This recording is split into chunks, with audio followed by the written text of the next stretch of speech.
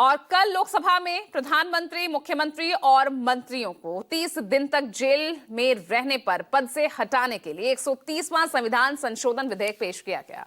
Bill के पेश होने के साथ ही लोकसभा में विपक्ष का हंगामा शुरू हो गया।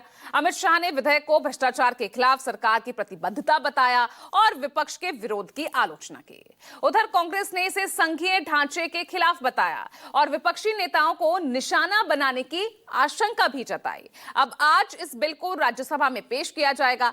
ऐसे में सवाल ये कि क्या इस बिल से भ्रष्टाचार पर नकेल कसना है या एसआईआर से ध्यान भटकाना है।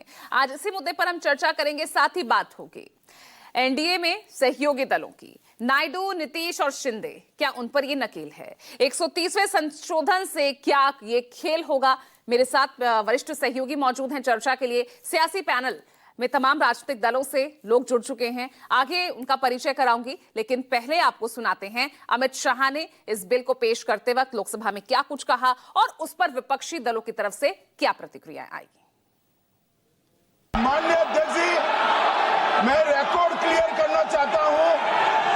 मुझ पर झूठे आरोप लगाए तब अरेस्ट होने के पहले मैंने नैतिकता के मूल्यों का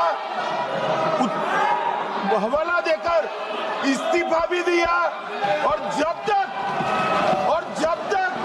मैं कोर्ट से निर्देश नहीं हुआ कोई संविधान पद मैंने स्वीकार नहीं किया। ये क्या सिखाते हैं नैतिकता में? We are going back to medieval times when the king could just remove anybody at will. There's no concept of what an elected person is. He doesn't like your face, so he tells ED put a case, and then democratically elected person is wiped out within 30 days. This is new. विरोध इसलिए करता हूं माननीय गृह मंत्री जी, बहुत नैतिकता की बातें कर रहे हैं आपने भाषण दिए थे चक्की पीसिंग महाराष्ट्र में, जिनको लेके डिप्टी सीएम बना के घूम रहे हैं आप। बिल्कुल, और जो हम लोगों ने देखा है, बिल तो अभी आएगा तो देखेंगे उस बिल में क्या है, लेकिन जो अखबार में देखा है उसके हिसाब से बहुत स्वागत योग्य कदम है।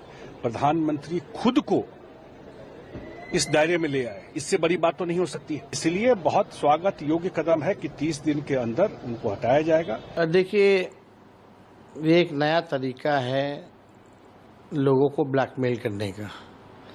तो जो ये कानून जो नया लाए हैं कि भाई 30 दिन तक अगर जेल में रहिएगा तो मुख्यमंत्री हो या केंद्र मंत्री का पद जो है स्वतः समाप्त हो जाएगा।